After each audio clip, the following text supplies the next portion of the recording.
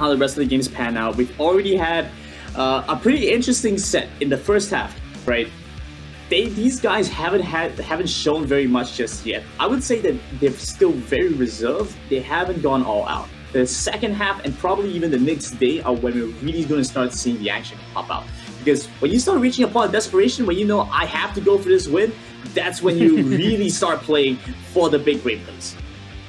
You know, some of that pressure might be coming on through, and it's the thought process of go big or go home, and maybe that's going to be the outcome here. Maybe some people get a little bit too confident. We see too many, you know, gutsy plays coming out. Who knows? But overall, I'm excited to get ourselves set now for this game because we get to see for STARCALL whether or not game one, as they said, was no fluke and it was all skill. We don't get to see a draft, but let's go over what we do see for the side of STARCALL. You're going to have that Soraka. You're going to have a Master Yi once more. The Vayne coming through. Interesting here, though, we are going to be seeing that Orianna. That was kind of the difference compared to what we saw in the first game, and the Garen getting locked in on the top side of the map. I mean, Garen, pretty default, you don't really have much to say about that because it just does very well inherently anyway. I really want to talk about this Orianna map, this Orianna pickup, right? Because the Ahri, it looks like, was picked up by the enemy side, so you kind of have to have a second enemy champion to go for. Orianna has slightly weaker lane control and wave management than Ahri, but it's definitely no slouch. And you still have quite a bit of power because of the way the auto-target works. It's very easy to set up for the shockwave. So you have good shielding, good wave clear management, and tons of auto-attack damage. So not too concerned about this pickup. The thing that I'm more interested to see is going into this bot side, because we see a repeat Blitzcrank pickup from the enemy team going up against the Soraka and the Vayne again. And I'm curious. How long can Ron keep his luck up? How long can he get away from these big hooks? Well, on top of that, too, it's actually, I think, going to be our first misfortune actually coming out here on the day as well, which I think is rather interesting. So we get to see a decent amount of AoE and something to respond when it comes to this Orianna. But I want to go back to that point where you mentioned with the auto-targeting. The other thing that's great with Wild Rift is you're able to buffer the ultimate very easily. You just put on that auto-targeting, put down a Q, and as it's in motion, throw down the ultimate, and it immediately pops. It's actually a really easy mechanic to pull off in comparison to what you see over on PC usually. Yeah, it's a huge difference in the mechanic that Orianna offers and makes it so much stronger on the mobile version and on Wild Rift. I love how we still refer to it as the Q, even though there are no like alphanumerical like Q. I know. But we just can't help it, you know. We'll call it the one. How about that? That's usually how they're referred to. Yeah, the one now, you know. First button, you guess you could say. Interesting enough, we've not seen anybody change up their control scheme yet, which I find really impressive. We've actually watched a lot of different games, and no one has adjusted actually how they play. This was the other question I had. What was in the jungle for the side of Marshall? It's actually going to be the Amumu now that we get to see their side of gameplay. Okay, interesting choice for the Amumu. Amumu brings a lot in terms of team fight potential, but you also have to be concerned because Amumu doesn't really do that well against the Master E if the Amumu is left alone. So you have to be aware of where your teammates are and really be in a position to try and support your jungler, which isn't exactly what you want to do, right? You don't really want to be in a position where you're babysitting your jungler and you're helping him. You kind of want it to be the other way around, where it's your jungler being the one to assist you. Bot side looking like a bit of a party right now. Yeah, I was about to say, we had, you know, Original coming down, just come saying hello with that Ahri, and actually that's going to have to force Nathan back off the tower, and that's actually a flash on forward. We do see a bit of aggression coming on through, as again, they're looking for a kill. Meanwhile, though, Ace might have to deal with this flank, but a nice charm is going to land into the bullet time, not able to find enough damage from that Orianna, and it's going to be a 2-for-1 as the Amumu does go down, but overall now 2 for 2 actually, as he's able to pick up a cleanup. Ron managed to survive, but it does seem like the fight kind of goes over to Team Marshall. They managed to get a little bit more damage onto the turret over in the Baron lane. The Garen versus Darius matchup went a little bit haywire. It looks like the Darius is going to get a little bit of time to free farm in the top lane. Not too much of an issue, I'd say. Still looking pretty decent for both sides. It could be anybody's game at this point. But we saw that things are looking a little bit different because Orianna is a very different champion from Ari naturally with the amount of ability. We saw Sezairi kind of got caught out in a weird position that you probably could have got away from as the Ari, but as Orianna, you have to be very careful of those kind of plays. So maybe not the best start. Meanwhile, though, bot side of the map. Actually, that's top side, actually. The Darius able to find a solo kill. Looks like some help over from the jungle. And that's actually now going to be STARCALL starting to fall a little bit behind here, as that was a rather aggressive move coming out here from Team Marshall, as that was the flash forward coming out from live. Good attempt. Darius has been seeing a lot of popularity, does a good amount of damage, and is quite tanky. I'm surprised to see Gragas not really being played very much. I do understand. Wait, what? It's just a... Okay! This Darius starting to pop off here. I'm okay. That's a little concerning when the top lane's able to just kind of run wild across the map, and lane's starting to get a little bit out of control here for the side of STARCALL. Yeah. Saw some good amount of pressure coming through.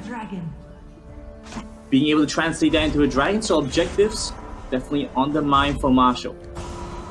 They should be able to grab a couple of these dragons, hopefully being able to pick up the Rift Herald as well. Considering the kind of wave clear that bot side has, or rather the Dragon lane has, playing the Vayne, playing the Soraka, they have a bit of difficulty dealing with something like that Rift Herald, which can really help translate into quite a big pickup in terms of turrets moving forward.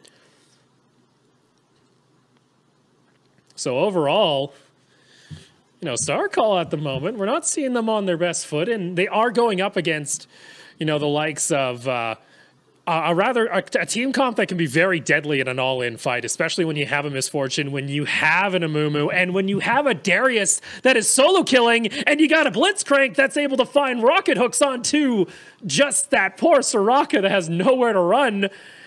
Things are starting to get a little bit out of control here on the side of Team Marshall from Myanmar. This is so difficult coming in from the side of STARCALL. They really have to be concerned about these dives. 4 people playing into the bot lane, once again killing off Nathan. Ryan joins in by gonna get dunked on. Darius on a big rampage.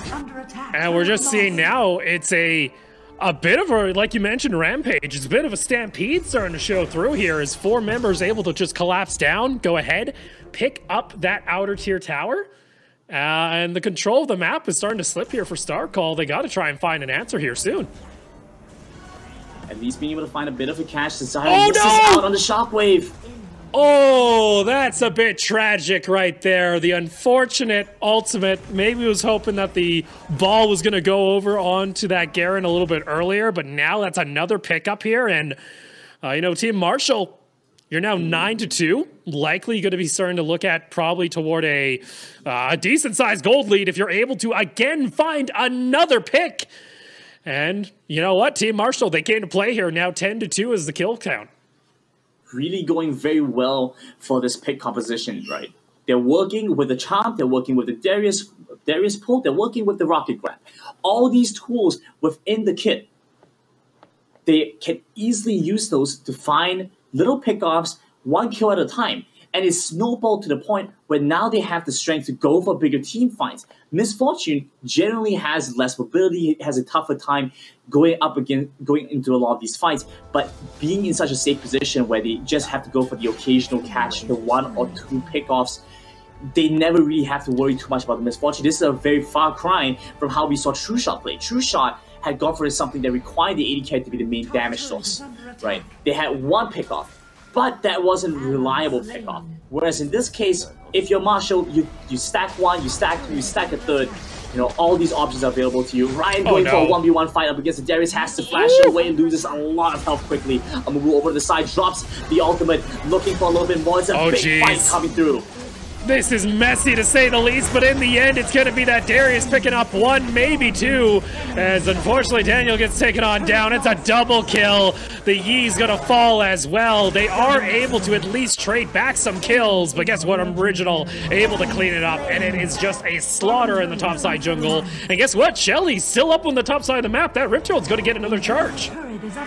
You know what? It's bad, but I want to say that fight wasn't the worst thing that could have happened. You know, they get a bit of gold off of that, and they deny some opportunity for Marshall to continue snowballing. There is an objective coming up, and with their death time is the Team STARCALL can move over to try and pick up the dragon. That being said though, so are Team Marshall. So now they've kind of reset, they've kind of alleviated the pressure off their team.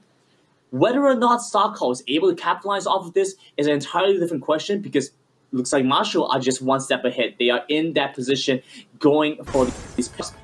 Sezairi wanted to try and go for a little bit of control around the dragon, but gets caught out by the Ahri, was lying in the wake. Here's the issue too, is when you show that Master Yi trying to push a side lane, you give up all objective control that you have in the form of just having a jungle on the map, and there you go, like you mentioned, an easy pickup for that Drake, and Marshall looking again to just solidify themselves and pick up their first win of the day.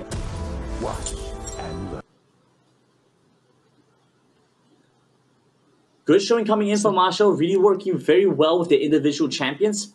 I think so far, Team STARCALL are having some difficulty matching against them since a number of their pickups have been removed. The Ahri was definitely a huge enabler on the side of STARCALL. Now that they've lost that, it's going to be a little bit problematic. But again, like I mentioned, I do have quite a bit of faith in Nathan's vein if they're able to get to a strong point. Big engage coming in from their Moo. That was nasty! Curse of the Sad Mummy able to find 4 members, and the poor Orianna just gets put into the grave just like that. NX Live is a monster at this point. And you just see that combo from the side of Team Marshall. It's just so easy to execute. You have the Amumu ultimate, pair that up with a Misfortune bullet time, and there's not a whole lot you can do on the side of STARCALL. And now, unfortunately, it's Vincent just getting run down through the center of the map. Might be able to get to safety, but they are just going to chase this poor Garen down, and unfortunately, he dies right beside the Baron. That could be the call right there. It is the call. They're transitioning right up to Baron. They were in the perfect place to go for this objective. And now, with this Baron buff, it takes away a lot of the power that the Orianna has in terms of wave clear. Wow, nice charm coming through. It looks like the Blitzcrank in position as well. The shockwave going to delay things for a little bit, but not much more. That's the issue now. Ryan just going to get taken on down. Original looking for another one. It doesn't matter if they pick up another one. That's another 2 members down. Baron buff in hand. And likely a massive gold advantage, as you now see. That's going to be death cap completed for Original. That's going to just add on to the damage, and unfortunately we're starting to see gaps in the form of item builds, and unfortunately it's starting to deteriorate really fast here on the side of STARCALL. Look, did you see Original Matt? And did you see how happy he was after that pick? After the pick up Baron? Yeah, that... Honestly, I have to say, Marshall are feeling pretty good about this game. It's not as one-sided as some of the other matches we've seen, but it's definitely a good showing, right? It is a weird position we're in, because I kind of feel like Group B is almost rock, paper, scissors. You know, this team beats this team beats this team, right? And so we might have a pretty interesting groups. So what? And if they tie and score, correct me if I'm wrong, they first go by head-to-head and then by time, correct? Oh no. It's just going to keep on going. They're bleeding resources. It's a 3-man shockwave, but like we mentioned, it's only level 10 on the Orianna. Unfortunately, just the item difference being too much here, it seems, for the side of STARCALL. And now Marshall, again, find 2 picks, can start taking away, siphoning gold from that jungle, and limiting the amount of resources for the Singapore squad to try and get themselves back into this match. But it's going to be a difficult time. Vayne generally doesn't have the best wave clear, so going to be in a difficult position. Orianna, their primary source of wave clear, is now sort of invalidated off this. Wow, Curse of the Set Mummy catches on to 3, but moves in pretty deep by himself right now. Rampage for the Misfortune, they're chasing in for his kills. There you go. Your bullet time's going to come out. Nathan's able to get himself back over to safety with the flash, but there you go. That's a killing spree for the Blitzcrank. The poor Master Yi just gets smited as they walk out of the base, and like that, Marshall able to find a victory for themselves as they take down STARCALL. There'll be one last kill over to the Orianna, but it won't matter when the Nexus is taken overall. Really good game coming in from Marshall, being able to target some of the flaws that Team STARCALL has, and STARCALL, you know, for the amount of time they put into it, will inevitably come across